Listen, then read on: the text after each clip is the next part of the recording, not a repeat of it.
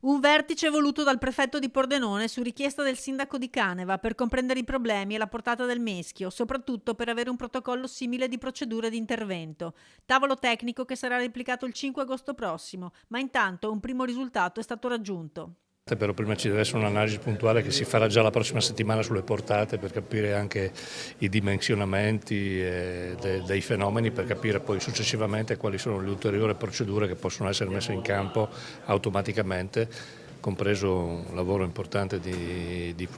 pluviometri che nel corso del 2025 la Regione Veneto riuscirà comunque ad installare. E poi seguiranno le opere infrastrutturali per mettere in sicurezza i cittadini come bacini di laminazione. Questo tipo di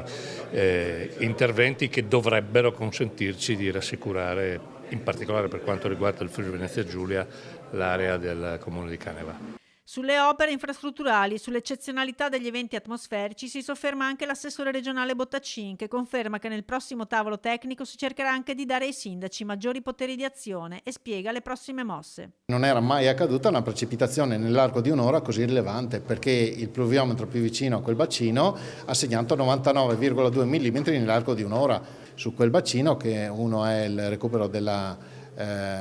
ex cava Merotto, quindi adeguando le opere di presa, impermeabilizza, insomma con una serie di interventi, e questo riguarda in modo particolare il Meschio, ma anche un ulteriore bacino di laminazione alla confluenza del Friga e del Carron, che consente appunto di limitare i colmi di piena di questi due corsi d'acqua, che sono quelli che hanno messo in difficoltà il Meschio nell'ultimo evento. La Regione Veneto ha ancora 2 miliardi di euro da investire nelle infrastrutture, ma si augura che venga concesso lo stato di calamità per derogare a molti degli interventi necessari. Genio Civile e società di gestione ora si ritroveranno la prossima settimana per attivare le soluzioni più immediate. Per esempio l'installazione di un pluviometro, di un